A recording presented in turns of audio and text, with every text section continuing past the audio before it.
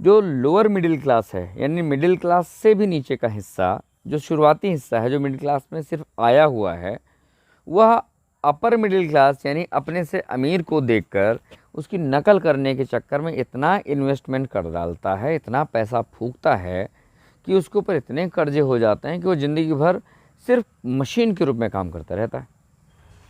नमस्कार, मैं हूँ राघवेंद्र कुमार पांडे और आप देख रहे हैं अपनी धरती अपने लोग। आज व्यवस्था की बात करते हैं, देश की टैक्सेशन व्यवस्था की बात। विषय थोड़ा गंभीर है और बहुत ध्यान से सुनने लायक है। इकोनॉमिक्स में आप हमेशा सुनते आए हैं कि भारतीय अर्थव्यवस्था ऐसी चल रही है, इतना जीएसटी इकट्ठा हो गया, इतना गवर्नमेंट ने ग्रोथ किया, इतनी गवर्नमेंट ने जीएसटी में ग्रोथ करी और इससे देश के इस क्षेत्र में भलाई हो रही, इस क्षेत्र में इसका उद्धार हो रहा है, इससे सड़कें अच्छी हो रही, इससे बहुत बढ़िया शौचालय बन गए हैं, लोगों को घर बन रहे हैं, ऐसा सब कुछ आप सुनते चले आ रहे हैं। लेकिन इसके बीच में एक शख्स है जो बहुत बुरा पिस रहा है। उसका नाम है मिडिल क्लास, मध्य वर्ग। गवर्नमेंट की जितनी योजनाएं हैं आमतौर पे नीचे तबके के लिए शुरू होती हैं और ये कोई बुरी बात भी नहीं है। गवर्नमेंट उनको सब्सिडी देती है, ये कोई बुरी बात नहीं है, क्योंकि उनका ये हक है। उनके पास इतने संसाधन नहीं है, इसलिए गवर्नमेंट उनको कुछ पूरा करती है, तो कोई बुराई नहीं। लेकिन मिडिल क्लास में पिसता है। मिडिल क्लास की बात करने वाला कोई नहीं। मिडिल क्लास को तो मिडिल क्लास भी छूने वाला नहीं है, ये अछूत वर्ग हो गया है। दूसरी चीज़ है अमीर वर्ग, जो बहुत धनाढ्य हैं। उनको वास्तव में टैक्स से कोई फ़र्क भी नहीं पड़ता। फ़र्क तो नहीं पड़ता, लेकिन इसके बावजूद भी उनको टैक्स में बहुत ज़बरदस्त छूट होती है। हालांकि मैं उनके ऊपर भी टैक्स थोपे जाने का पक्षधर नहीं हूँ। रीज़न स्पष्ट है, क्योंकि यदि उनके पास धन नहीं होगा तो इन्वेस्टमेंट नहीं कर पाएंगे, और जो वर्तमान आर्थिक व्यवस्था है बेहतरी नहीं हो सकती तब तक, रोज़गार क्रिएट नहीं हो सकते जब तक उद्योगपति न लगाएं। सरकारों का ये काम नहीं हो, उद्योगपतियों को ही लगाना चाहिए और नए नए उद्योगपति पैदा हों, इसके लिए सरकार को व्यवस्था करनी चाहिए। और वह कैसे टैक्स इकट्ठा करते हैं, ये भी सरकार की अपनी मंशा है और उसका अपना तरीका है। लेकिन इस तरीके के तहत, इस तरीके के अंतर्गत कुछ ऐसे लोग हैं जो पिस रहे हैं। वह है मिडिल क्लास। जो लोअर मिडिल क्लास है, यानी मिडिल क्लास से भी नीचे का हिस्सा, जो शुरुआती हिस्सा है, जो मिडिल क्लास में सिर्फ आया हुआ है, वह अपर मिडिल क्लास यानी अपने से अमीर को देखकर उसकी नकल करने के चक्कर में इतना इन्वेस्टमेंट कर डालता है, इतना पैसा फूकता है कि उसके ऊपर इतने कर्जे हो जाते हैं कि वो ज़िंदगी भर सिर्फ मशीन के रूप में काम करता रहता है। हाई क्लास जैसे दिखें, वो महंगी गाड़ियाँ खरीदता है, ऐसी चीज़ें लगाता है जिसकी उसको वास्तव में उतनी आवश्यकता नहीं, क्योंकि गाड़ी का काम है कि लाना ले जाना। और भारत में शायद ही बहुत कम सड़कें ऐसी हैं जिन पर रोज़ आदमी चलता हो और उसकी गति 150-200 किलोमीटर की स्पीड चलने हो, लेकिन लोग चाहते हैं कि उनके पास वह गाड़ियाँ खड़ी हों जिनकी स्पीड 200 हो, वो झूम से निकलें और पहुँच जाएँ। पैदा होते हैं, अपने काम करते हैं, जिससे कि लोग रोज़गार पैदा होंगे तो लोगों के पास पैसे आएंगे, आमदनी बढ़ेगी, देश का जीडीपी बढ़ेगा। हम आपसे कुछ ऐसी बातें करना चाहते हैं जो मिडिल क्लास के लिए बहुत इम्पोर्टेंट हैं।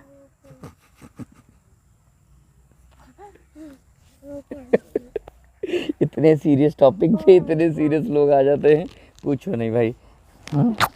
लेकिन आज जो मैं विषय छूने जा रहा हूँ वह है मिडिल क्लास।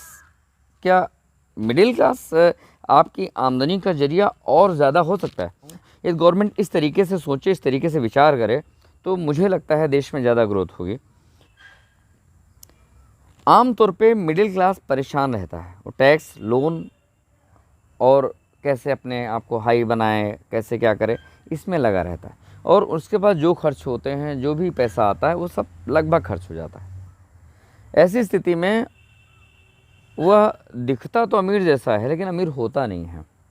आम तौर पे मिडिल क्लास परेशान रहता है, वो टैक्स, लोन और कैसे अपने आप को हाई बनाए, कैसे क्या करे, इसमें लगा रहता है। और उसके बाद जो खर्च होते हैं, जो भी पैसा आता है, वो सब लगभग खर्च हो जाता है। ऐसी स्थिति में वह दिखता तो अमीर जैसा है, लेकिन अमीर होता नहीं है। कहीं कहीं ईएमआई चल रही होती है, कुछ चीज़ों की ईएमआई उसने दे रखी होती है, कहीं क्रेडिट कार्ड्स के लोन है, तो इस तरह से होता है। यदि सरकार मिडिल क्लास के ऊपर इतने बर्डन न डाल के यदि इन्वेस्ट करना शुरू करें तो मिडिल क्लास के लोग घर ज़्यादा बनवाएंगे, उनकी आदत होती है घर बनवाने की, वो अच्छे वाहन खरीदेंगे, वो खूब पेंटिंग कराएंगे घर में, साफ सफाई रखेंगे, उनके घर में नौकर होंगे, वो पैसे भी खूब उड़ाते हैं, होटल्स में जाएंगे, वो घूमने जाते हैं। बाकी लोगों के पास टाइम नहीं है ना, गरीब के पास इसलिए टाइम नहीं क्योंकि पैसे नहीं, अमीर के पास इसलिए टाइम नहीं क्योंकि वो टाइम ही नहीं है उसके पास, क्योंकि उसको व्यवसाय करना है, उसको व्यवसाय को बढ़ाना है। जो करता धरता है वो वास्तव में मिडिल क्लास है। यदि उसके पास ज़्यादा पैसे आएंगे तो जाहिर सी बात है वो लोगों को ज़्यादा रोजगार देगा। मिडिल क्लास की संख्या सबसे ज़्यादा है, मिडिल क्लास में बहुत बड़ी मात्रा में लोग हैं। यदि फैक्ट्री में 10,000 20,000 लोगों को अपॉइंटमेंट मिलता है, काम मिलता है, तो मिडिल क्लास उसकी जगह पे उससे कम इन्वेस्टमेंट पे लाखों लोगों को रोज़गार दे सकता है। बहुत ध्यान से सुनिएगा जब मैं बोल रहा हूँ, और मैं सरकार से भी कह रहा हूँ, मिडिल क्लास को दिए गए पैसे को वो उड़ाएगा तो घर में टाइल्स लगाएगा, पेंट कराएगा, घर की ग्रिल बदलवाएगा, ऐसा सब कुछ करेगा, घूमने जाएगा, तो इससे गरीबों को काम मिलेगा, मतलब कारपेंटर्स को काम मिलेगा, पेंटर्स को काम मिलेगा, इन्वेस्टर्स को इन्वेस्टमेंट के लिए पैसा आएगा, क्योंकि जो करने वाला है वास्तव में वो मिडिल क्लास है। जो कुछ इकोनॉमिक्स के लिए कुछ सोचता है और अभी भी उसको गवर्नमेंट को कुछ दे रहा है, वह मिडिल क्लास है। सोचने के तरीके को बदलने की ज़रूरत है। गवर्नमेंट को मिडिल क्लास को शोषक की नहीं, पोषक की चीज़ बनानी चाहिए। यदि गवर्नमेंट उसको पोषण दे तो निसंदेह सोच के देखिएगा, आपके पास तो बहुत बड़े इकोनॉमिस्ट हैं, उनको देखिएगा और ये सोच के देखिएगा कि क्या कलेक्शन वास्तव में जिस चीज़ से बढ़ाया जा सकता है। अब मिडिल क्लास की तरीका मैं बता रहा हूँ, मिडिल क्लास की संख्या बताइए, उनके घरों की संख्या बढ़ जाएगी। जब घर बढ़ जाएंगे तो जाहिर सी बात उनके लिए केयर टेकर रखेंगे तो उनको पैसे देंगे।